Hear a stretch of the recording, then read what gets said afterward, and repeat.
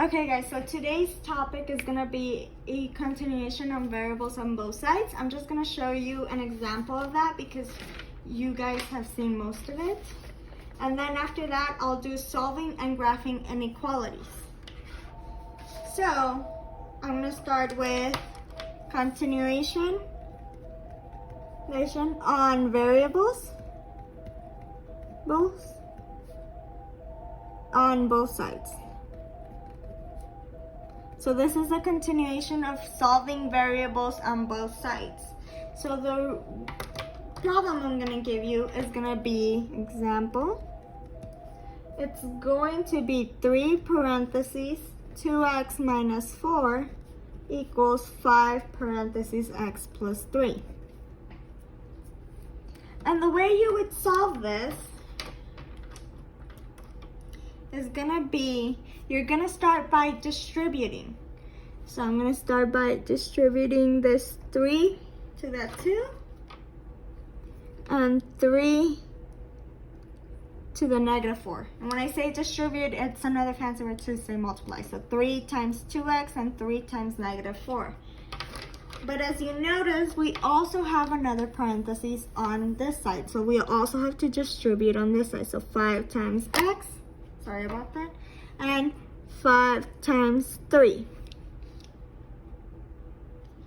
So that's what we're going to be doing to solve this problem. So it's going to be 3 times 2x, and that's going to give me 6x. And then 3 times negative 4, which is going to give me negative 12.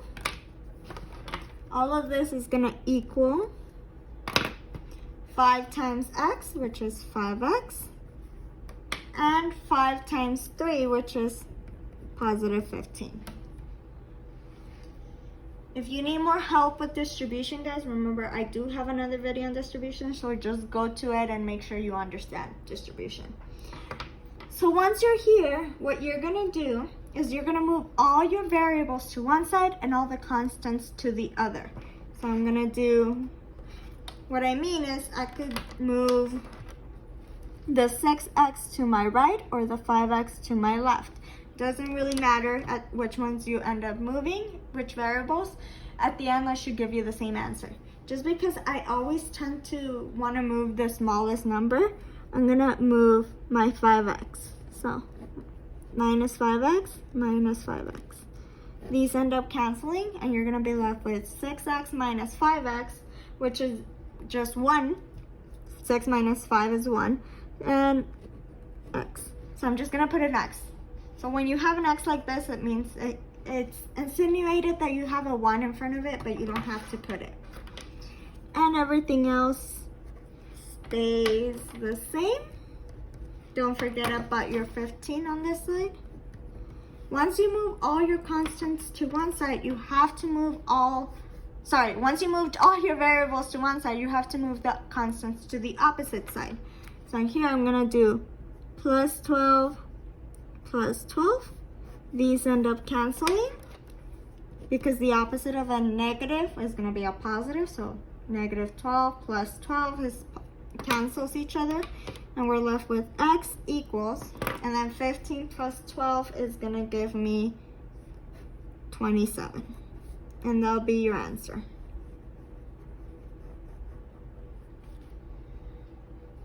And don't forget that to check these problems, all you have to do is plug it into a calculator. I showed you guys how to do that last Thursday, so please. But if you do have questions, guys, just ask me.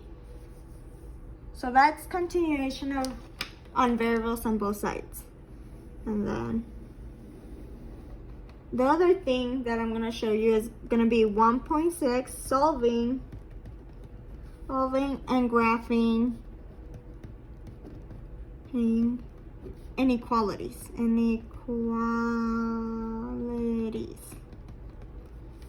So 1.6, solving and graphing inequalities. That's the other thing that we saw today during class. So this is kind of just like a review, guys. So for this, I'm going to show you two examples on graphing and then I'll show you 2 examples on simplifying. So the graphing is gonna be this one. We're gonna be graphing x is less than or equal to 7. So just to make sure that you guys understand the symbols, we have different symbols. I'm gonna do it on another paper so you can see that. So we have the symbol of less than,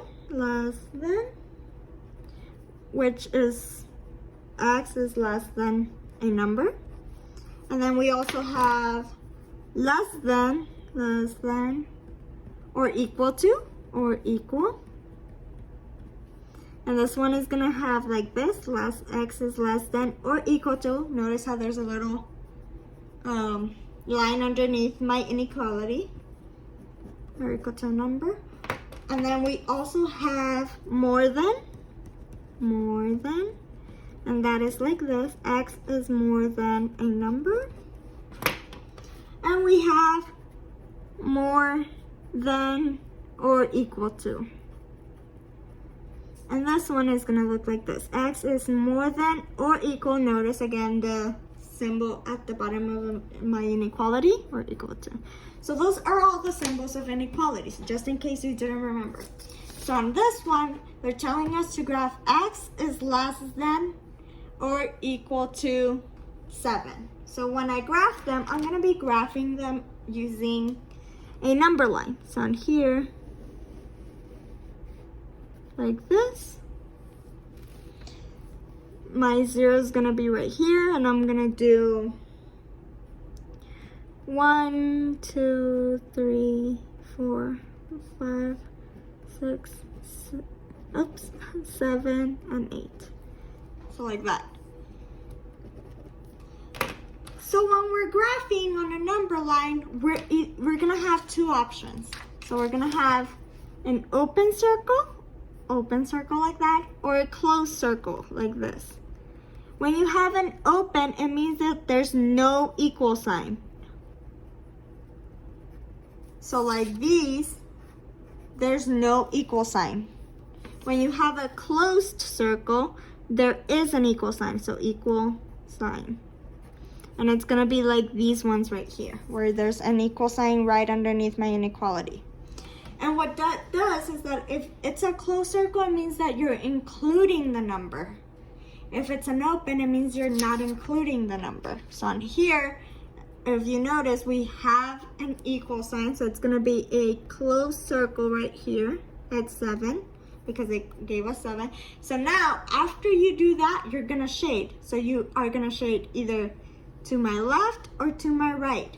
Since we know that x is gonna be less than 7, it tells us that x is gonna be smaller than 7. So we have to shade the numbers that are gonna be smaller. So on here, we know that 6, 5, 4, all of those numbers are smaller than 7. So we're gonna shade towards this side. And it continues going on forever. Obviously, you don't have to continue shading forever. You're just gonna stop right there. Okay, so that's how you graph. Let me show you another example on graphing. So on this one, you'll graph x is greater than, just greater than, it doesn't have an equal sign, then -12. So when we graph this on a number line, sorry, not number sign, we're gonna do 0 right here. Since I don't want to do all the lines for -1, -2, -3, I'm just gonna say -12 is right here, and the numbers right next to it, -13 and -11. I know that's like not realistic, but just imagine. So on here, when you're shading, when you're graphing this, we're gonna start by going to -12, and on there, we're either gonna draw an open circle or a closed circle. So on here, since there's no equal sign, we're gonna draw an open circle. So at -12, I'm just gonna draw an open circle. And then after that, I have to shade. So since x is greater than -12, then x is gonna be bigger than -12. So that means that we're going to shade to the numbers that are bigger. So the numbers that are bigger than negative 12 are going to be negative 11, negative 5, 0, 1, 2, 3, all of those numbers, and so on and so forth. So I'm going to shade to this side. And that's how you graph inequalities. So now let's show you an example on simplifying and graphing at the same time. So example, this one is going to be simplify and graph the inequality. So the one we're going to be doing is going to be y minus 2 is greater than or equal to 6.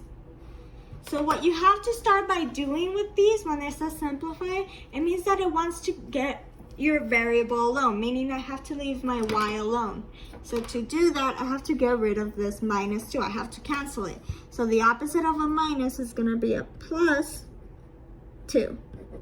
Those end up canceling, but what you do to one side, you do to the other. So plus 2 on this side as well. And we're going to be left with y is greater than or equal to, and then 6 plus 2 is going to give me 8. And that's going to be the answer, not only for the simplify, but this is the one you're going to graph. So when I graph it, I'm going to do a smaller graph right next to it right here. Let's say this is 0, and let's say this is 8.